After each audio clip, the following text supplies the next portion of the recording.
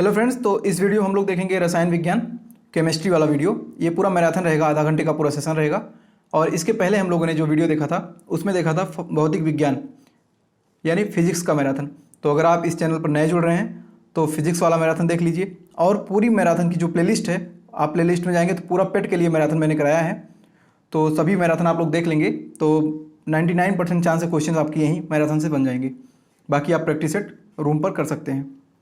तो चलिए इस वीडियो में हम लोग करते हैं अपनी मैराथन की सीरीज में सीधी बात नो बकवास। इसमें पूरा आपका मैराथन जो है रसायन विज्ञान खत्म हो जाएगा। इसके बाद आपको बहुत ज़्यादा पढ़ने की ज़रूरत नहीं रहेगी। 99% चांस है कि एग्जाम में सारे क्वेश्चन आपके यहीं से बन जाएंगे।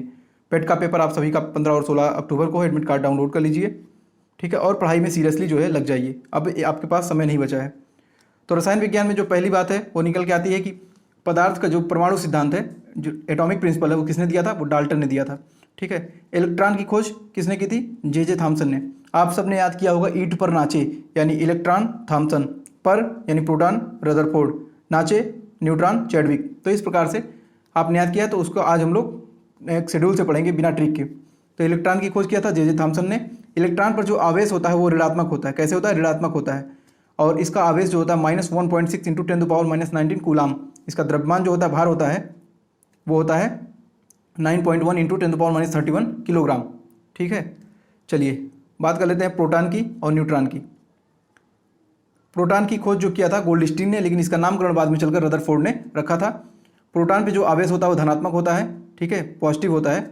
और इसका जो आवेश होता है 1.6 × 10⁻⁻19 कूलाम। बस फर्क आपको इतना करना है, यहाँ प्लस है और इलेक्ट्रॉन में ऋणात्मक चार्ज होता है।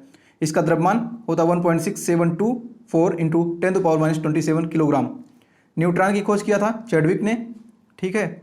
आवेश इस पर शून्य होता है, ना धनात्मक ना ऋणात्मक, इसका आवेश नहीं होता है, ये शून्य होता है। और इसका द्रव्यमान होता है 1.6749 × 10⁻27 किलोग्राम, ठीक है। इस जो न्यूट्रॉन का द्रव्यमान है वो प्रोटॉन के द्रव्यमान से थोड़ा सा अधिक होता है। देखिए यहाँ पर 49 है और यहाँ पर 24 है लास्ट में, तो 25.25 का अंतर है, 0.0025 का अंतर है।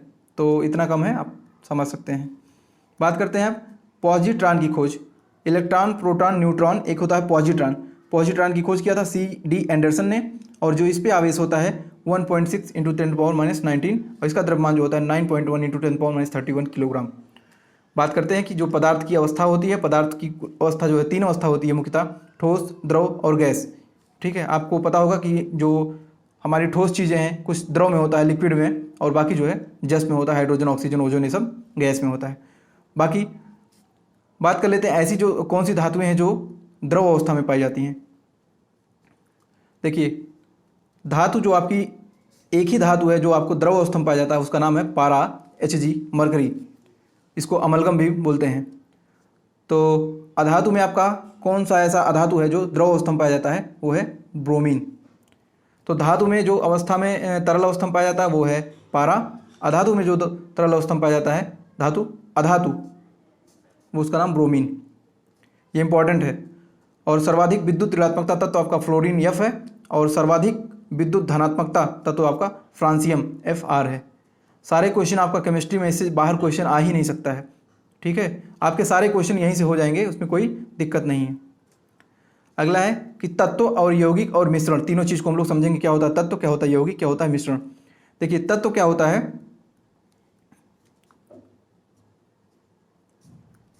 तत्व आपका जैसे सोना Au, चांदी Ag, हाइड्रोजन, ऑक्सीजन, नाइट्रोजन, ठीक है। तत्व को हम लोग विभाजित नहीं कर सकते हैं, इनको अलग नहीं कर सकते हैं, तोड़ के विखंडन नहीं कर सकते हैं। तो इसीलिए जो है ये तत्व होते हैं सोना, चांदी, हाइड्रोजन, ऑक्सीजन, नाइट्रोजन।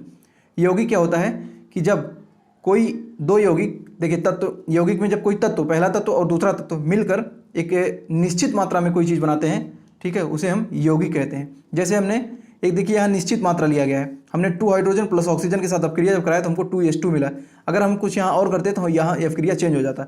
इसीलिए इसको जो है एक निश्चित मात्रा में दो तत्वों के मिश्रण को हम लोग, दो तत्वों के निश्चित अनुपात को हम लोग यौगिक कहते हैं। बात कर लेते हैं मिश्रण क्या होता है। मिश्रण होता है जब 2 या 2 से अधिक तत्वों या यौगिकों को किसी भी अनिश्चित अनुपात या मात्रा में मिलाते हैं तो इस प्रकार बने पदार्थ को हम मिश्रण कहते हैं, ठीक है। इसमें हम लोग निश्चित मात्रा में किसी पदार्थ, तत्वों या यौगिकों को मिलाते हैं अनिश्चित अनुपात में, ठीक है। यहाँ पर निश्चित नहीं होता। जैसे वायु है, रेत है। यहाँ पर वायु में कौन कौन से ऐसे मिश्रण है हमको नहीं पता है, रेत में क्या क्या मिश्रण है हमको नहीं पता है, तो जो है अनिश्चित मात्रा में इसका मिश्रण होता है। आगे बात कर लेते हैं कि देखिए नाभिक के अंदर, नाभिक में आपके होते हैं प्रोटॉन और न्यूट्रॉन, और बाहर से इसका जो चक्कर लगाता है इलेक्ट्रॉन का कक्ष होता है, इलेक्ट्रॉन होता है ऋणात्मक उस पर, और इस पे जो इसीलिए प्रोटॉन न्यूट्रॉन प्रबल नाभिकीय बल से जुड़े होते हैं। जो ये प्रोटॉन और न्यूट्रॉन है ये इलेक्ट्रॉन के कैसे बल से जुड़े हैं, जो बाहर से चक्कर लगा रहा था ऋणात्मक, ये जो है प्रबल नाभिकीय बल से जुड़े होते हैं प्रोटॉन और न्यूट्रॉन। ये क्वेश्चन आपका डायरेक्ट थ्योरी में पूछा जा सकता है एग्जाम में। अब बात कर लेते हैं कि परमाणु क्रमांक क्या होता है और परमाणु द्रव्यमान संख्या या परमाणु भार क्या होता है। ठीक है, परमाणु क्रमांक यानी एटॉमिक नंबर, द्रव्यमान संख्या यानी मास नंबर। परमाणु क्रमांक को जो है जेड से डिनोट करते हैं और मास नंबर यानी द्रव्यमान संख्या को ए से डिनोट करते हैं। परमाणु क्रमांक क्या होता है, किसी तत्व के परमाणु नाभिक में उपस्थित प्रोटॉनों की संख्या को हम परमाणु क्रमांक कहते हैं।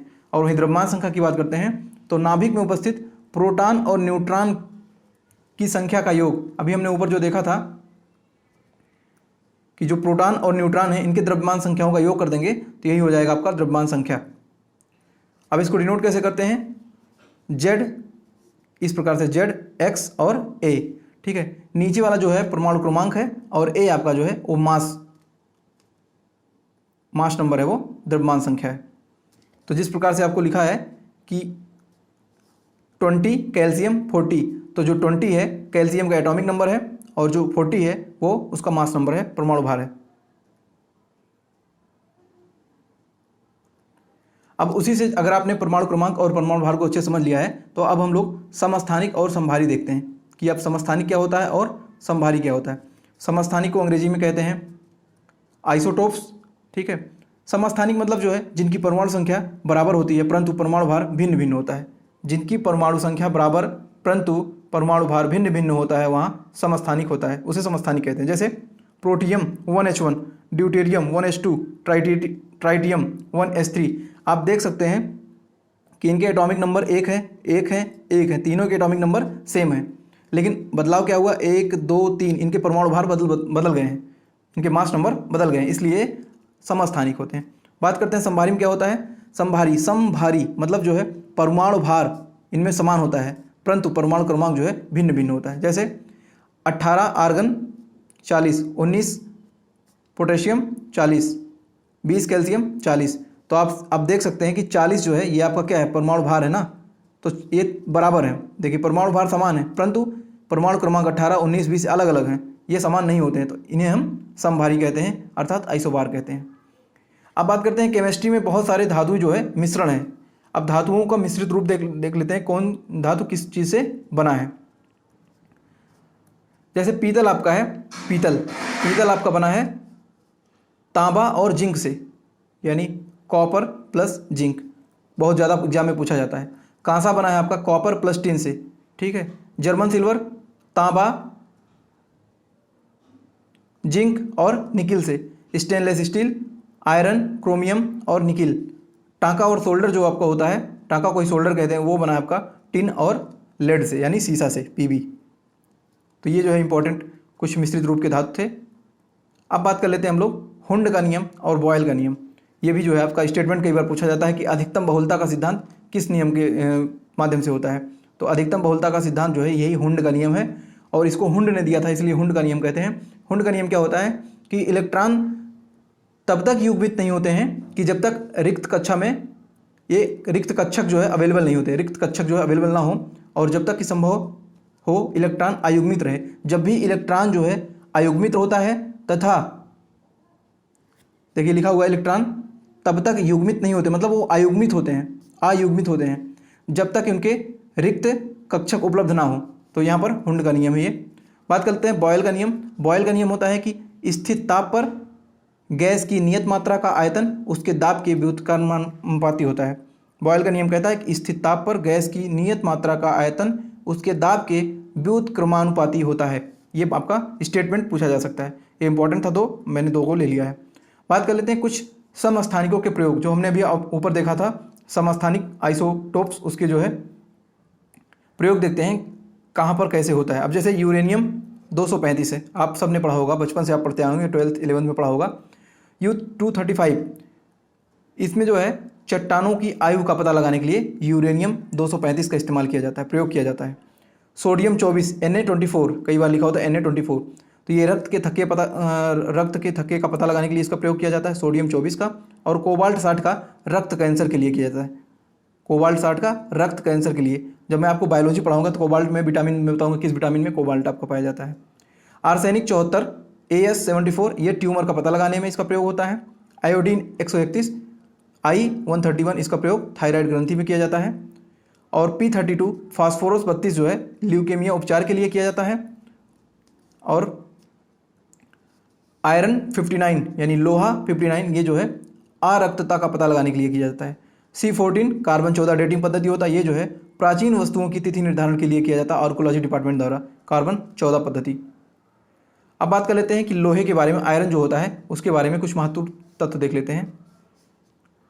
लोहे में जो जंग लगता है एक रासायनिक प्रक्रिया है, ठीक है, एक केमिकल चेंजिंग है कि लोहे में जो जंग लग जाता है बारिश खा के या धूप खा के या फिर गर्मी खा के, जो भी प्रक्रिया होती है मौसम के अनुसार, उसमें जंग लगता है, रासायनिक प्रक्रिया है। और लोहे में जंग लगने से लोहे का भार बढ़ जाता है, मोस्ट इंपॉर्टेंट है ये। लोहे को जंग लगने से रोकने के लिए हम उस पर जस्ते का लेप चढ़ाते हैं, या फिर लोहे को हम पेंट कर देते हैं, या लोहे में हम ग्रीस लगा देते हैं ताकि उससे जो है जंग ना लगे लोहे में। लोहे का सबसे शुद्ध वाणिज्यिक रूप जो होता है वो पिटवा लोहा होता है। कौन सा? पिटवा लोहा। और लोहे का जो प्रमुख अयस्क है उसको हम हेमेटाइट बोलते हैं। कौन सा? हेमेटाइट। ये तो आयरन या लोहे के बारे में हो गया। अब बात कर लेते हैं कि सोने के बारे में। देखिए, आपका जो 24 कैरेट का सोना होता है वो शुद्ध सोना होता है। 24 कैरेट बराबर 100% सोना। अगर 18 कैरेट में आप कर देंगे तो 18 × 100/24, तो ये 75% शुद्ध सोना निकल के आएगा। ठीक है, शुद्ध सोना 100%, लेकिन 75% सोना जो होगा और 18 कैरेट सोने में होता है। और यही क्वेश्चन पिछली बार पेट एग्जाम में पूछा गया था कि 18 कैरेट सोने में की शुद्धता कितना % होती है, तो 75%। इस प्रकार से कितना भी अगर पूछ ले, 15 का पूछ ले तो ऐसे करेंगे 15 × 100/24, जितने का भी पूछेगा इतना निकल के आ जाएगा। सॉल्व कर लीजिएगा, उत्तर आपका आ जाएगा। ये क्वेश्चन पिछली बार UPSSC पेट में पूछा गया था।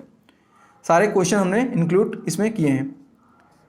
ठीक है, आवर्त सारणी। अब हम लोग बात करते हैं कि जो आपका पीरियोडिक टेबल है, आवर्त सारणी है, उसमें 7 वर्ग होते हैं और 18 आवर्त होते हैं।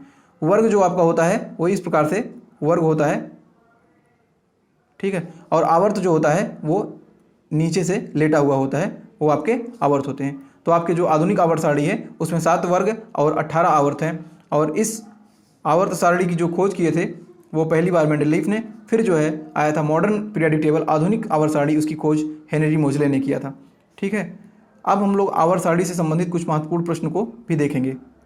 देखिए, अब देखेंगे कि जब वर्ग में ऊपर से नीचे की ओर या फिर आवर्त में बाएं से दाएं जाने पर कैसे कैसे चेंजिंग होता है, परमाणु का आकार और परमाणु, ये सब चीज़ें हम लोग पढ़ते हैं। देखिए, परमाणु का आकार जो है वर्ग में ऊपर से नीचे जाने पर बढ़ता है और आवर्त में बाएं से दाएं जाने पर घटता है।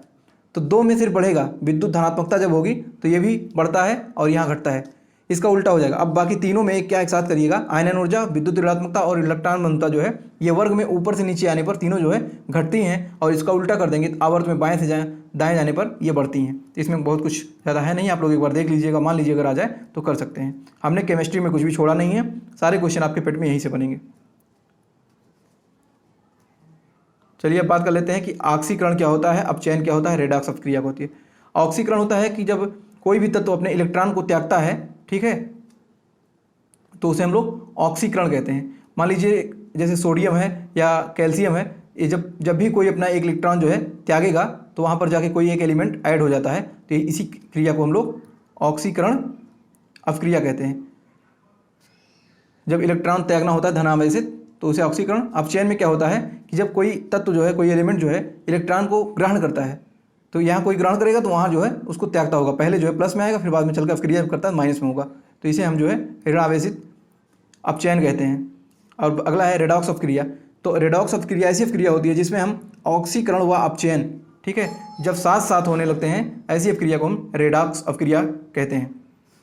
चलिए ये बातें हो गई। अब बात करते हैं कि कार्बन के बारे में। कार्बन का सर्वाधिक जो कठोर अपरूपक है वो हीरा है, ठीक है, ग्रेफाइट जो है कार्बन का ही अपरूपक है, ग्रेफाइट भी, लेकिन कार्बन का जो सर्वाधिक कठोर अपरूपक है वो हीरा है। अब हम लोग बात करते हैं पीएच स्केल का, यानी पीएच पैमाना का, जहाँ से आपके केमिस्ट्री से क्वेश्चन बार बार पूछे जाते हैं।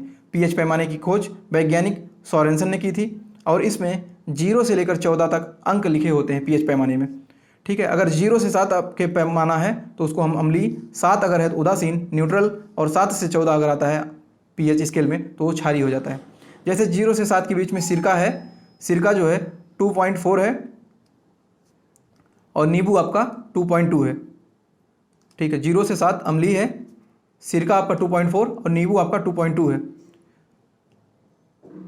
7 अगर है तो उदासीन है, और उदासीन पानी होता है, इसका पानी का जो पीएच मान होता है वो 7 होता है। और क्षारीय में रक्त आपका जो ब्लड है वो 7.4 होता है, समुद्री जल जो है वो 8.4 होता है। ये सब आपके क्षार होते हैं। बाकी कुछ और महत्वपूर्ण जो है पीएच स्केल में उसको जान लीजिए। जैसे लार है 6.5, इसका पीएच मान होता है, दूध का 6.4 होता है। ये सब आपके 7 से नीचे आ रहे हैं तो कहीं ना कहीं अम्लीय है। मूत्र का 6 होता है, ये भी अम्लीय है। शराब का 2.8 होता है, ये भी जो है ज़्यादा अम्लीय है। नींबू जो है, नींबू 2.2 होता है, बहुत ज़्यादा अम्लीय है। अब बात कर लेते हैं अम्ल कि किस जो है पदार्थ में कौन सा अम्ल होता है। जैसे सिरका है, सिरके में एस्टिक अम्ल होता है। एस्टिक अम्ल का फार्मूला होता है CH3COOH। ठीक है, CH3COOH। अभी हम लोग इसको आगे करेंगे पूरा एक साथ। संतरा में होता है सिट्रिक अम्ल। ये पेट में पूछा गया था कि संतरे में कौन सा विटामिन प्रचुर मात्रा में पाया जाता है। विटामिन सी होती है संतरे में, नींबू में, ठीक है, सभी में जितने भी खट्टे फल हैं आपके सब में विटामिन सी होता है। क्वेश्चन पिछली बार पेट में पूछा गया था। इमली में टार्ट्रिक अम्ल, टमाटर में ऑक्जेलिक अम्ल, फोटोग्राफी करते समय भी ऑक्जेलिक अम्ल का इस्तेमाल किया जाता है। दही में लैक्टिक एसिड होता है और नींबू में सिट्रिक अम्ल होता है। नींबू और संतरा में सिट्रिक होता है। और पूछा भी गया था ये भी क्वेश्चन कि पिछली बार पेट में कि नींबू में कौन सा अम्ल पाया जाता है। तो ऑप्शन आपके थे ऑक्जेलिक, लैक्टिक, सिट्रिक, टार्ट्रिक। तो नींबू और संतरे में सिट्रिक अम्ल होता है। ये भी क्वेश्चन पेट में आपसे पूछा गया था। तो यहाँ से आपके प्रश्न जो है जरूर आना है, इसमें कोई दो राय नहीं है। चींटी का जो डंक होता है, जब आपको लाल वाली चींटी काटती है तो उसमें फार्मिक अम्ल या मेथनोइक अम्ल होता है। देखते होंगे जब लाल वाली चींटी कोई काट लेती है तो आपका तुरंत लाल पड़ जाता है वहाँ स्किन, और थोड़ा सा तो एसिड होता है, वो फार्मिक अम्ल होता है चींटी के काटने से। और बिच्छू का जो डंक जब बिच्छू मारती है तो उसमें भी मेथनोइक अम्ल होता है। सेब में होता है मौलिक अम्ल, ठीक है। और कपड़े में जब जंग लग जाता है या कपड़े में जंग को धब्बा हटाने के लिए तो उसके लिए हम लोग ऑक्जेलिक अम्ल का इस्तेमाल करते हैं। किस अम्ल का इस्तेमाल करेंगे? ऑक्जेलिक अम्ल का इस्तेमाल करते हैं। अगला है लोहे को साफ करने के लिए, ठीक है, हम लोग H2SO4 व HNO3 का प्रयोग करते हैं, यानी सल्फ्यूरिक अम्ल और नाइट्रिक अम्ल। अब बात करते हैं अम्लराज। अम्लराज क्या होता है कि सभी अम्लों का जो राजा होगा, इससे खतरनाक कोई अम्ल हो ही नहीं सकता है। और अम्लराज कोई अकेले नहीं है बल्कि मिश्रण होता है अम्लराज। ये होता है हाइड्रोक्लोरिक अम्ल और नाइट्रिक अम्ल का मिश्रण होता है, जो कि HCl की 3 मात्रा और HNO3 का 1 मात्रा, यानी ये 75% और ये 25%, इस रेशियो में आपका बनता है अम्लराज। HCl और HNO3। बात करते हैं भस्म क्या होता है। बहुत इंपॉर्टेंट है कि भस्म होता है ऐसा यौगिक जो अम्ल से प्रतिक्रिया करके लवण और जल बना देता है, हम उसे भस्म कहते हैं। ऐसा यौगिक जो अम्ल से प्रतिक्रिया करके लवण और जल बनाता है उसे हम भस्म कहते हैं। बात कर लेते हैं, अम्ल की बात हुई तो अम्लीय वर्षा भी जान लेते हैं कि अम्लीय वर्षा उसे कहते हैं जब 5.6 pH मान से कम हो तो उसे अम्लीय वर्षा कहते हैं, ऐसी वर्षा को। अब सबसे ज़्यादा अम्लीय वर्षा वाला देश है विश्व में नॉर्वे, इसकी राजधानी है ओस्लो। और अम्लीय वर्षा SO2 + NO2 के कारण होती है। जब दोनों गैसें मिल जाती हैं, सल्फर डाइऑक्साइड और नाइट्रोजन डाइऑक्साइड मिलकर ये अम्लीय वर्षा कराती हैं। और विश्व में सबसे ज़्यादा अम्लीय वर्षा नॉर्वे में होता है, ठीक है। झूठा सोना, इसको हम लोग FeS2 बोलते हैं, मतलब आयरन पायराइड्स, झूठा सोना। श्वेत सोना, वाइट गोल्ड जो होता है उसको हम प्लेटिनम बोलते हैं, PT, ठीक है। सबसे भारी धातु है ओस्मियम, OS। सबसे मजबूत धातु है टंगस्टन, W। टंगस्टन आपको पता होगा, तंतु बल्ब के तंतु में टंगस्टन का इस्तेमाल किया जाता है क्योंकि उसका गलनांक भी बहुत ज़्यादा होता है, गलता नहीं है जल्दी वो। सबसे कठोर धातु होता है क्रोमियम। सबसे भारी धातु ओस्मियम, सबसे कठोर धातु क्रोमियम। उत्कृष्ट धातुएं जैसे सोना, चांदी, प्लेटिनम, मरकरी, ये सब उत्कृष्ट धातुएं। बात करते हैं कि प्राकृतिक गैस, ठीक है, प्राकृतिक गैस की बात करते हैं। प्राकृतिक गैस को मेथेन गैस कहा जाता है। इस बार 2021 के PCS में इस बार पूछा गया था 22 वाले में कि प्राकृतिक गैस कौन सी गैस होती है, तो मेथेन को, इसी को हम लोग मार्स गैस के नाम से जानते हैं, ठीक है। मार्स गैस कौन सा होता है? Methane, CH4। LPG बात करते हैं। LPG लिक्विड पेट्रोलियम गैस इसका पूरा नाम होता है। और LPG में जो सिलेंडर खाना बनाने का होता है उसमें हम ब्यूटेन और प्रोपेन गैस का मिश्रण होता है। गोबर गैस में मेथेन गैस मिला होता है, CH4 गोबर गैस, जो घरों में गोबरों से बनता है गैस। प्रोड्यूसर गैस, इसमें जो आपका CO प्लस N2, CO का मतलब कार्बन मोनोऑक्साइड प्लस N2 का मतलब नाइट्रोजन। तो कार्बन मोनोऑक्साइड और नाइट्रोजन के मिश्रण को हम लोग प्रोड्यूसर गैस कहते हैं। वाटर गैस या जल gas carbon monoxide plus hydrogen को हम लोग जल गैस कहते हैं। ठीक है। फलों का मीठा होना, जो हमारे फल मीठे होते हैं किसके कारण होते हैं? वो फ्रक्टोज के कारण। फ्रक्टोज का फार्मूला है C6H12O6। आगे बात कर लेते हैं कि किस गैस की गंध सड़े अंडे जैसी होती है? तो H2S यानी हाइड्रोजन सल्फाइड, इसकी जो गंध होती है वो एकदम सड़े अंडे जैसी होती है। चूने पानी को दूधिया कौन बनाता है? वो होता है CO2। कार्बन डाइऑक्साइड को चूने पानी में अगर मिलाएंगे तो उसका कलर जो है दूधिया बना देगा। जिप्सम का फार्मूला होता है CaSO4.2H2O और प्लास्टर ऑफ पेरिस होता है CaSO4.12H2O। ठीक है। POP प्लास्टर ऑफ पेरिस जो घरों में होता है उसमें .12H2 होता है और जिप्सम में .2H2 होता है। पिछली बार क्वेश्चन यहाँ से एक बार पूछा गया था, ब्लीचिंग पाउडर। ठीक है। ब्लीचिंग पाउडर को हम लोग क्या बोलते हैं? ये क्वेश्चन आपका पिछली बार एग्जाम में आया था, इसका फार्मूला। तो ब्लीचिंग पाउडर को हम लोग बोलते हैं कैल्शियम हाइपोक्लोराइड और इसका फार्मूला है CaOCl2 या फिर कह सकते हैं आप CaOClCl। इस तरीके से इसको लिख सकते हैं। ये क्वेश्चन आपका पिछली बार पेट में पूछा गया था। बात कर लेते हैं वनस्पति तेल की कैसे बनता है, वनस्पति तेल या घी। तो ये जो है हाइड्रोजन गैस और निकेल के मिश्रण से क्रिया करके बनाया जाता है और इसी क्रिया को हम लोग हाइड्रोजनीकरण कहते हैं। क्या कहते हैं? हाइड्रोजनीकरण कहते हैं। सारे इंपॉर्टेंट फैक्ट, आपका केमिस्ट्री पूरा खत्म हो जाएगा, कुछ भी छूटने वाला नहीं है। बस वीडियो को आप लोग अच्छे से देखिए। नोट्स बनाना चाहे तो नोट्स बना सकते हैं, आपके पास अभी 15 दिन बहुत समय है। वायुमंडल में हम लोग बात करते हैं गैसों की, कौन कौन सी गैस वायुमंडल में पाई जाती है। तो नाइट्रोजन 78.08%, ये सबसे ज़्यादा नाइट्रोजन पाई जाती है वायुमंडल में। इसके बाद ऑक्सीजन 20.95%, आर्गन 0.93, ये जो है तीसरे स्थान पे, और चौथे पे आता है CO2 कार्बन डाइऑक्साइड 0.036%, और बाकी अन्य गैसों में उत्कृष्ट गैसें जो है 0.01% होता है। तो अगर सीरियल लगाने को आ जाए तो नाइट्रोजन, ऑक्सीजन, आर्गन, फिर CO2 होता है। CO2 चौथे पे होता है, याद रखना है आपको। अब बात करते हैं कि रेडान गैस जो होती है ये वायुमंडल में नहीं पाई जाती है। एक उत्कृष्ट गैस एकमात्र ऐसी रेडान है जो वायुमंडल में नहीं पाई जाती है। यूरिया में हम सभी को पता है नाइट्रोजन होता है, लेकिन नाइट्रोजन की कुल मात्रा 46% होती है।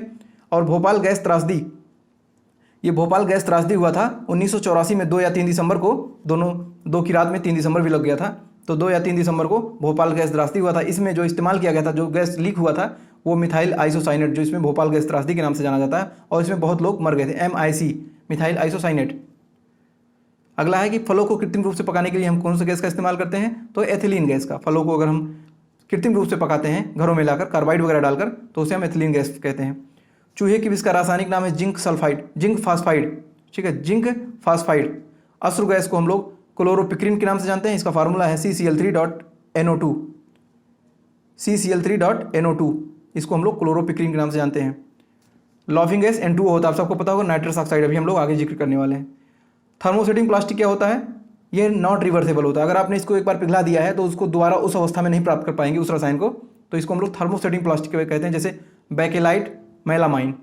बाकी एक होता है थर्मोप्लास्टिक, इसको हम लोग रिवर्स कर सकते हैं। जैसे हमने पिघलाया उसको हम उस चीज़ में अवस्था में बना सकते हैं। जैसे पॉलीथीन है, हम पॉलीथीन को पिघला के उस अवस्था में इसको फिर ढाल सकते हैं। नायलॉन हो गया, PVC यानी पॉलीविनाइल क्लोराइड, जो आपकी PVC पाइप वगैरह होती है प्लास्टिक की। टेफ्लॉन, जो हम लोग खाना बनाते हैं जिस बर्तन पे, आजकल सबके घर में होगा टेफ्लॉन, और उस पर जो है टेफ्लॉन का लेप लगा दिया जाता है। नॉन स्टिक बर्तन, जल्दी की इससे बर्तन ख़राब नहीं होते हैं और ये पकड़ता नहीं है, तेल वगैरह में कोई दिक्कत नहीं होती है टेफ्लॉन के बर्तन से। अब बात कर लेते हैं हम लोग कुछ सूचक अम्ल और क्षार और उदासीन के बारे में, कि जैसे आपका एक सूचक है मिथाइल ऑरेंज और लिटमस और फिनाफ्थिलीन। जो आपकी मिथाइल ऑरेंज है, जब अम्ल के साथ अब क्रिया करता है तो गुलाबी रंग देता है, क्षार के साथ अब क्रिया करने पीला रंग, और जब उदासीन होता है तो नारंगी होता है। वैसे लिटमस ही जब अम्ल के साथ अब क्रिया करता है तो लाल रंग देता है लिटमस, और लिटमस क्षार के साथ नीला रंग और उदासीन के साथ बैंगनी रंग देता है। फिनाफ्थिलीन अम्ल के साथ रंगहीन, क्षार के साथ गुलाबी तथा उदासीन के साथ रंगहीन, ये जो है रिजल्ट प्राप्त करता है। बात करते हैं आवर्त सारणी में कुछ नियम है। जैसे आवर्त सारणी के त्रिक का नियम जो दिए थे, ओडोबराइन का त्रिक का नियम, ये इंपॉर्टेंट है। इस बार अभी ग्रुप डी का पेपर हुआ था हाल ही में रेलवे का, उसमें क्वेश्चन पूछा गया था कि जो त्रिक का नियम है किसने दिया? डोबराइन ने। और अष्टक नियम दिया आवर्त सारणी में, वो न्यूलैंड ने दिया था। किसने? न्यूलैंड ने। अब बात कर लेते हैं हम लोग कि जो हमारे रासायनिक पदार्थों के व्यापारिक नाम और उसके रासायनिक सूत्रों के बारे में, जो आपके क्वेश्चन एग्जाम में यहाँ से बनते हैं। तो चलिए इसको हम लोग, एक साइड रहेगा आपका व्यापारिक नाम, जो मार्केट में आपको जिस नाम से कहा जाता है उसका केमिकल नाम होगा, रासायनिक नाम और उसका केमिकल फार्मूला यानी रासायनिक सूत्र भी एक साइड आपको लिखा होगा। चलिए अब बात कर लेते हैं हम लोग, एक एक चीज़ों को समझते हैं अच्छे से।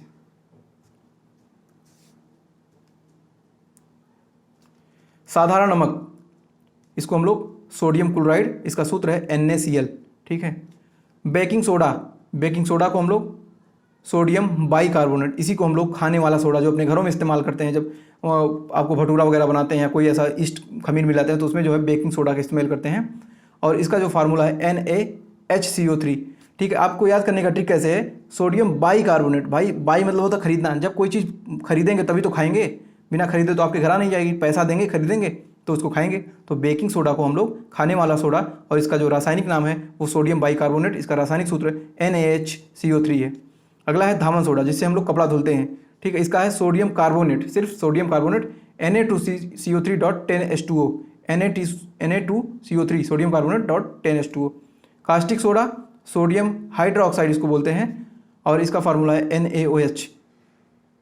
चिली सॉल्ट पीटर, इसको हम लोग सोडियम नाइट्रेट बोलते हैं, NaNO3 सोडियम नाइट्रेट, NaNO3। अब बात कर लेते हैं सुहागा की।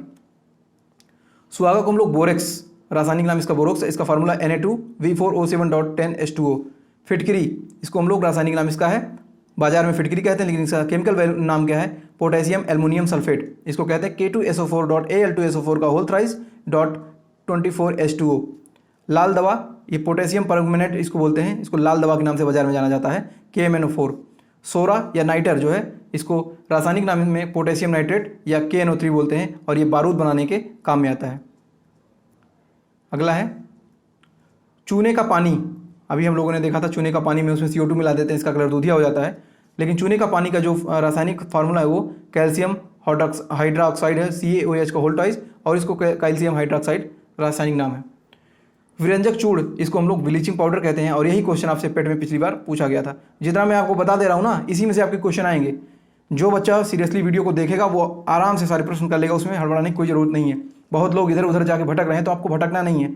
आप जाओ मेरे चैनल पे, सारे जो मैराथन अगर देख लिया किसने ना, तो मैं बात करता हूँ GS में उसके 70 में से 60 नंबर कहीं नहीं जाएंगे, गारंटेड। बाकी आप मैथ रीजनिंग कर लो तो 80 नंबर आपके आराम से आ जाएंगे पेट में।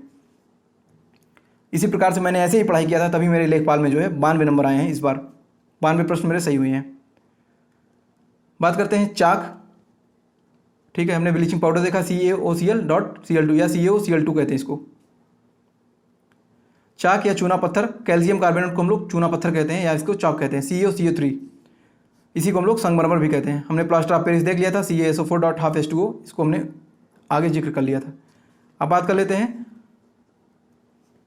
नौसादर की। नौसादर को हम लोग रासायनिक नाम में अमोनियम क्लोराइड NH4Cl जानते हैं। Laughing gas nitrous oxide N2O होता है।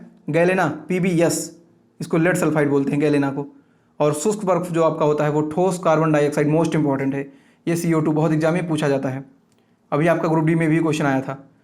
हरा कशिश, इसको हम लोग रासायनिक नाम इसका होता है फेरस सल्फेट FeSO4.7H2O। और सफ़ेद कशिश, इसको हम लोग जिंक सल्फेट रासायनिक नाम से जानते हैं, और इसका रासायनिक सूत्र है ZnSO4.7H2O, ठीक है। ये सारे इंपॉर्टेंट है आपके, यहीं में से क्वेश्चन आपके आने हैं इस बार, इसमें कोई दो राय नहीं है। नीला कशिश कॉपर सल्फेट, इसी को हम लोग नीला थोथा के नाम से जानते हैं, और CuSO4.5H2O कहते हैं। सिरका एस्टिक एसिड CH3COOH मैंने आपको बताया था। एल्कोहल इथाइल एल्कोहल, इसका रासायनिक नाम है, इसका रासायनिक सूत्र है C2H5OH, एल्कोहल, ठीक है, इथाइल एल्कोहल। और मिथाइल एल्कोहल को हम लोग घरों में व्यापारिक रूप से वुड स्प्रिट कहते हैं, जो हम लोग लकड़ी के स्प्रिट लगाते हैं, CH3OH, इसको हम लोग मिथाइल एल्कोहल कहते हैं। अब बात कर लेते हैं कुछ महत्वपूर्ण विस्फोटक जो कि इंपॉर्टेंट है केमिस्ट्री में। चलिए देख लेते हैं कुछ महत्वपूर्ण विस्फोटक रसायन क्या क्या है। RDX, इसका फुल फॉर्म पूछा जा सकता है, या फिर किस कलर का होता है, किस लेप में होता है, किस अवस्था में होता है, इसको भी आप लोग देखते चलिएगा। RDX का पूरा नाम होता है रिसर्च एंड डेवलपमेंट एक्सप्लोजिव, और ये पाउडर के रूप में होता है। अभी आपने देखा होगा कि पुलवामा में जो हमला हुआ था, अपने शहीद हो गए थे जवान, उसमें RDX 300 किलोग्राम RDX आ गया था, मतलब वो पाउडर होता है। और यह भी तो पता नहीं चल पाया कहाँ से RDX आया था, उस पुलवामा अटैक में शहीद हो गए थे हमारे लगभग 44 जवान। TNG होता है ट्राई नाइट्रोग्लिसरीन, यह एक रंगहीन तेल तरल पदार्थ होता है, ये तरल के रूप में होता है, और यह रंगहीन तेल होता है, इसको हम लोग ट्राई नाइट्रोग्लिसरीन कहते हैं। आपको फुल फॉर्म देखते रहना है, फुल फॉर्म इस बार जरूर पूछा जाएगा पेट के एग्जाम में। TNT का पूरा नाम होता है ट्राई नाइट्रोटोलुइन। और डायनामाइट जो है ये 1863 में इसकी खोज अल्फ्रेड नोबेल ने किया था, इसीलिए 1901 से इनकी याद में नोबेल पुरस्कार दिया जाता है, स्वीडन के ये थे, ठीक है। वर्तमान में बारूद बनाने के लिए हम लोग क्या क्या इस्तेमाल करते हैं, एक तो ट्राइनाइट्रोग्लिसरीन करते हैं और सोडियम नाइट्रेट NaNO3 करते हैं। सोडियम नाइट्रेट इस समय जब बम बनता है, बारूद बनता है, तो इसी का हम लोग इस्तेमाल करते हैं। अगला है TNP। TNP का पूरा नाम होता है ट्राई नाइट्रोफिनॉल।